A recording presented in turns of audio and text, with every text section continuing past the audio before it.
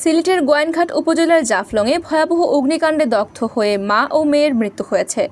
একই ঘটনায় আহত হয়েছেন একই পরিবারের আরও 4 জন।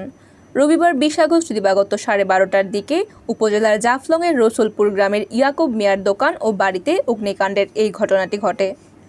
অগ্নিদগ্ধ হয়ে নিহতরা হলেন জেসমিন আক্তার ও তার মেয়ে সুমাইয়া আক্তার। আহতরা হলেন জেসমিন আক্তারের স্বামী ইয়াকুব মিয়া, শাশুড়ি এবং 2 সন্তান জুবায়ের ও জুনায়েদ। আহতদের আশঙ্কাজনক অবস্থায় উদ্ধার করে হাসপাতালে প্রেরণ করা হয়েছে। দুর্ঘটনায় হতাহতের সত্যতা নিশ্চিত করেছেন গোয়াইনঘাট থানার ভারপ্রাপ্ত কর্মকর্তা KM নজরুল ইসলাম। এলাকাবাসী সূত্রে জানা যায়, অগ্নিকাণ্ডের পরপরই স্থানীয়রা আহতদের উদ্ধার করে ফায়ার সার্ভিস ও থানা পুলিশকে খবর দেয়। খবর পেয়ে ফায়ার সার্ভিস ও পুলিশ সদস্যরা স্থানীয়দের সহযোগিতায় প্রায় 2 ঘন্টা পরে আগুন নিয়ন্ত্রণে আনেন এবং নিহতদের মরদেহ উদ্ধার করেন।